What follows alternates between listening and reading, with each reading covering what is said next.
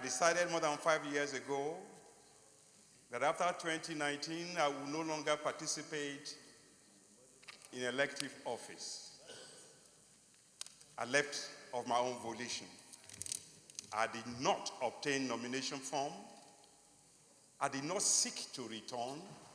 In fact, I left the country and made sure I did not return until nomination process had been closed, thus foreclosing any effort to draft me, whether from high or from low places, because I believe my time had been spent. I'm grateful to God for the privilege of being here among wise men and women. I believe, unknown to the rest of the world, that a lot of wisdom resides in this place. And when I talk to colleagues in my party, it doesn't take me much time to highlight the immense wisdom that resides in this place. But we must not deceive ourselves. It's a human assembly. And in every human assembly, you always have the interplay of the serene with the absurd, the profound with the profane, the good and the bad and the ugly playing together in a free market of ideas.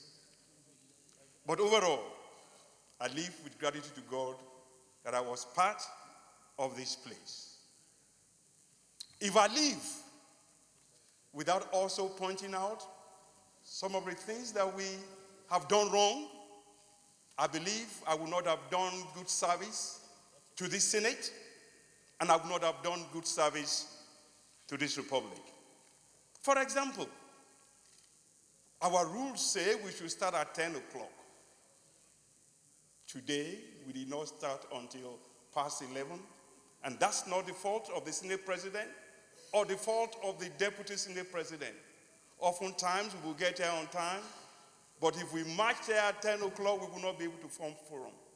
Somehow, the Nigerian National Assembly, beginning with the Senate, must set the example that 10 o'clock means 10 o'clock.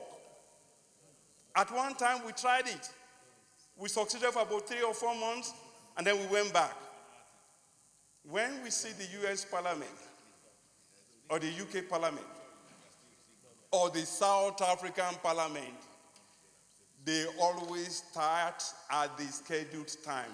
I pray to God that punctuality will be the soul of business for the 9th Senate and every Senate thereafter.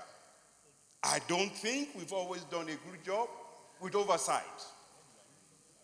Since I got here, beginning with Senate President David Mark, repeatedly announcements were made that oversight should not be used for extortion.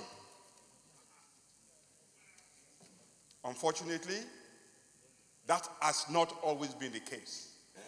Till now, 2 years in a row, NAFDAC budget has not been passed for no other reason because of interplay of strong men in the corridors of power.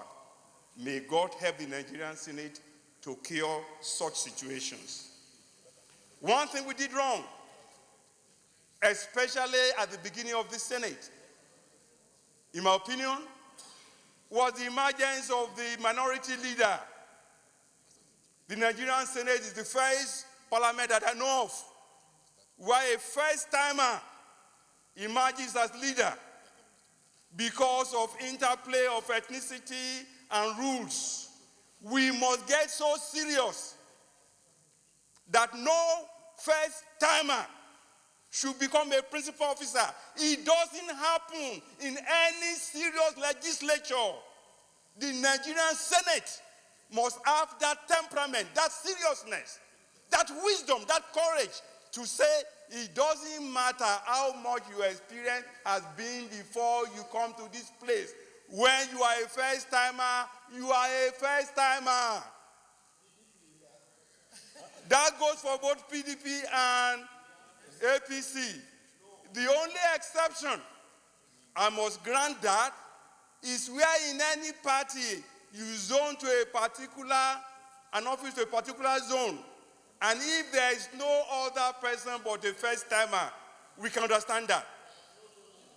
But yes, there is no zone in the Constitution, but you and I know that rules and Constitution and Convention govern these things. So I pray that in subsequent Senate, that we make sure that we don't have a first timer doing that again.